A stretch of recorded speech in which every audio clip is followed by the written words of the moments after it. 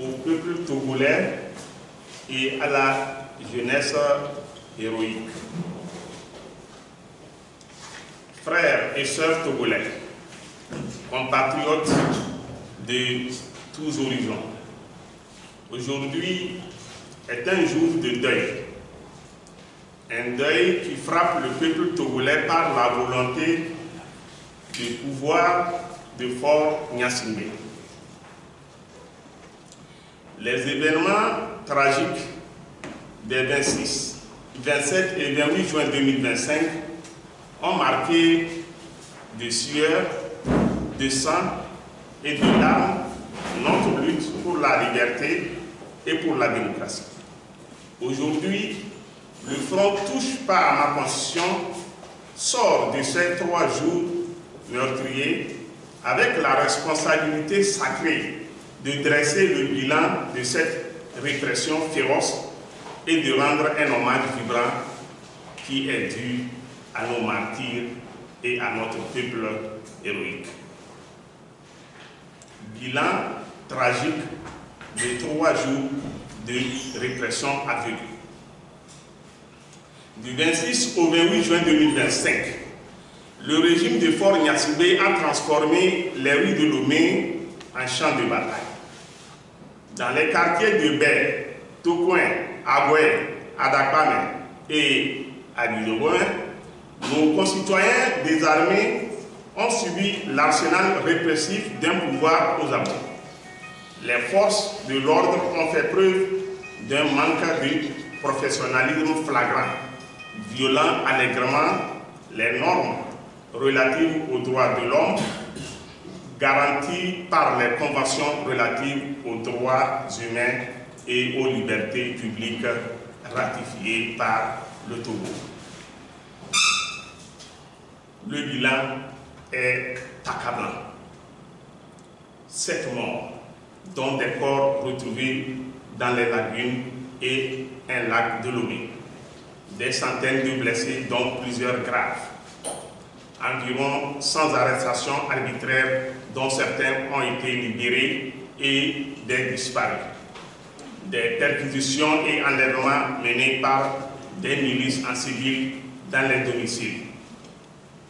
Le grand drame, le drame épouvantable que vivent les Togolais est particulièrement incarné par l'assassinat gratuit du jeune homme Hubert Calvin Idendi, âgé de 25 ans.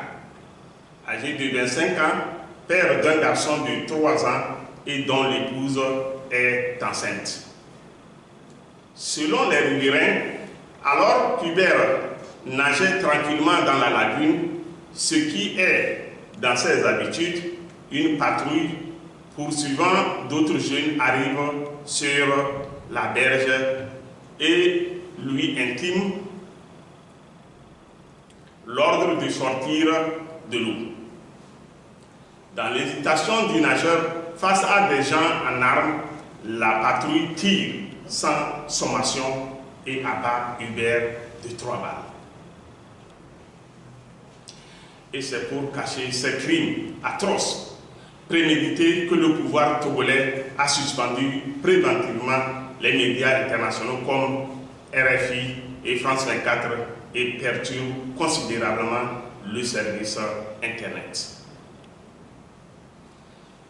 Comment ne pas déplorer tant de victimes quand Faure Gnassingbé déploie à nouveau ses milices dans les rues de Lomé pour semer la désolation au sein de la jeunesse? Déjà le 18 octobre 2017, pour briser la contestation contre son pouvoir, il a expérimenté la pratique des milices, puis l'a justifié tranquillement dans les médias en qualifiant les milices opérant aux côtés des forces de l'ordre de groupes d'autodéfense. Faure Gnassingbé est un danger pour les Togolais.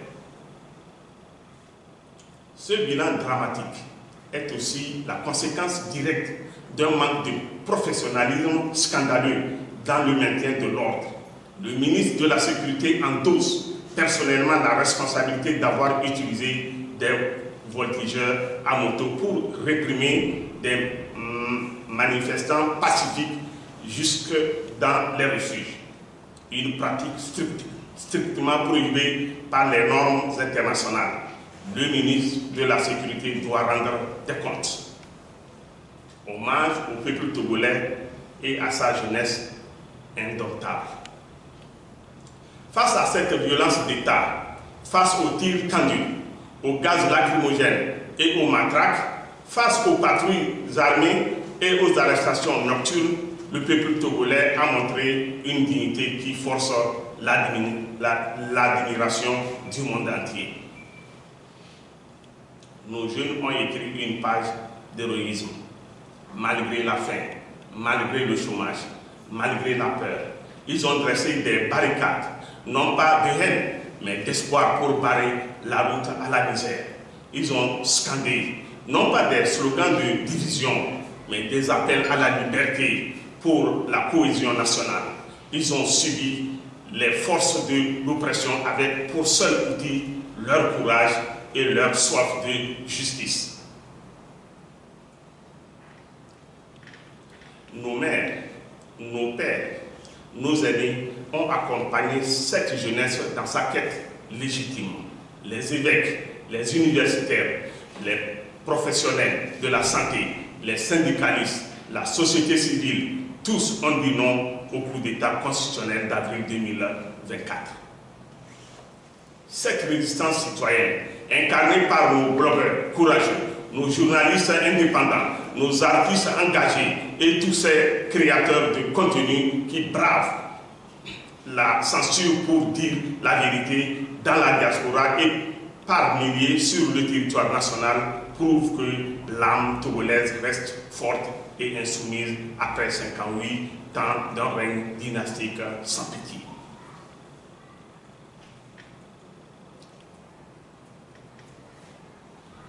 Une dangereuse soif du pouvoir.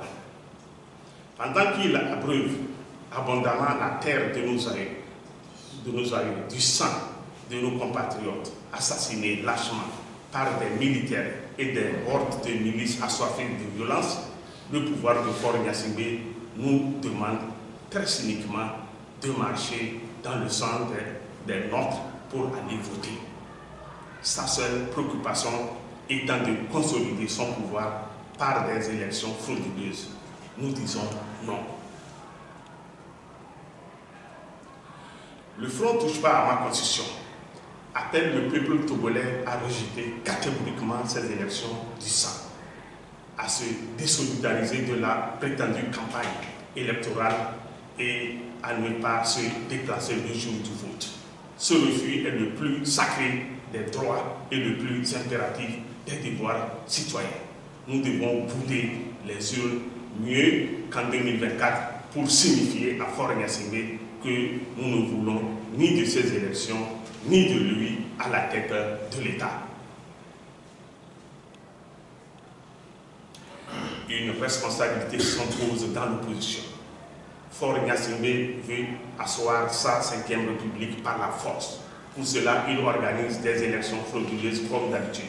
Et pendant ce temps, le sang chaud de nos compatriotes sauvagement assassinés coule encore sur la terre poussiéreuse. Le Front ne touche pas à ma constitution appelle solennellement les partis d'opposition engagés dans ces élections de sang à se retirer sans délai de ce processus qui tue nos jeunes et endeuille nos familles. Ces élections sont les plus ignominieuses de ces dernières décennies. Se retirer de ce processus est une des meilleures façons de rendre hommage à nos martyrs. En se retirant, ces partis évitent 1. De légitimer l'illégitimité. Participer à un processus né d'un coup d'État constitutionnel, c'est avaliser la transformation du Togo en monarchie dynastique déguisée. 2. De bafouer le sacrifice de nos martyrs. Chaque bulletin déposé dans l'urne de ce simulacre électoral est une humiliation à la mémoire de ceux qui sont morts pour la vraie démocratie. 3. De tromper le peuple en donnant l'illusion d'un choix démocratique là où n'existe que mascarade et duperie. 4. D'affaiblir la résistance, diviser les forces démocratiques au moment où l'unité est vitale, c'est servir les intérêts du régime. Nous avons unanimement condamné les violences et le coup d'État constitutionnel. Ensemble, condamnons ces élections qui en sont l'émanation. Après cela, aucun d'entre nous ne peut raisonnablement participer aux élections en cours. L'heure du choix historique. Compatriotes, l'heure n'est plus au demi-mesure, ni au compromis qui flirte avec la compromission. La Constitution du 6 mai 2024 a officialisé ce que nous dénonçons justement comme la monarchisation du pouvoir.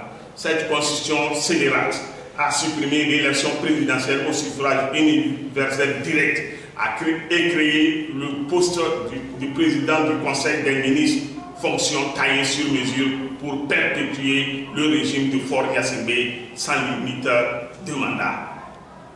Il n'y a plus de voie légale dans un système qui a lui-même détruit la légalité. Ceux qui persistent à faire croire qu'on peut réformer un système dictatorial en participant à ces simulacres se trompent dangereusement. L'histoire nous enseigne qu'aucune dictature n'a jamais été renversée par la voie électorale qu'elle contrôle entièrement. Notre engagement solennel. Le Front Touche pas à ma Constitution prend aujourd'hui l'engagement solennel devant le peuple togolais et devant l'histoire. Nous sommes engagés à mettre un terme à la dictature. Nous ne participons à aucun simulacre électoral organisé sous la monarchie de la Constitution illégitime du 6 mai 2024. Nous continuerons notre résistance jusqu'au retour à l'ordre constitutionnel consensuel. Nous exigeons la libération immédiate de tous les détenus politiques. Nous réclamons une enquête internationale sur les crimes commis durant ces 3 jours de répression. Nous demandons une enquête internationale sur l'utilisation des milices protégées par la force publique. Appel à la communauté internationale. La CEDEAO, l'Union africaine, l'Union européenne, les Nations unies ne peuvent plus fermer les yeux sur la dérive autoritaire du régime togolais. Le Togo est devenu un laboratoire de la dictature constitutionnelle qui menace de gangréner toute la sous-région ouest africaine. Nous appelons la communauté internationale à suspendre toute coopération militaire avec ce régime illégitime et violent, imposer des sanctions ciblées contre les responsables de la répression, soutenir les forces démocratiques togolaises dans leur quête légitime. L'aube après la nuit. Frères et sœurs togolais, la nuit est certes sombre, mais l'aube pointe à l'horizon. Les tyrans passent, les peuples demeurent. Nos martyrs ne sont pas morts en vain si nous savons être à la hauteur de leur sacrifice. L'avenir du Togo se joue aujourd'hui. Soit nous cédons à la peur et acceptons l'inacceptable, soit nous assumons notre devoir historique et poursuivons la lutte jusqu'à la victoire finale de notre liberté et des valeurs de démocratie. Le peuple togolais mérite mieux que 58 ans de dynastie. Il mérite la liberté, la dignité, la justice. Que viennent les tyrans, ton cœur soupire vers la liberté. Je vous remercie.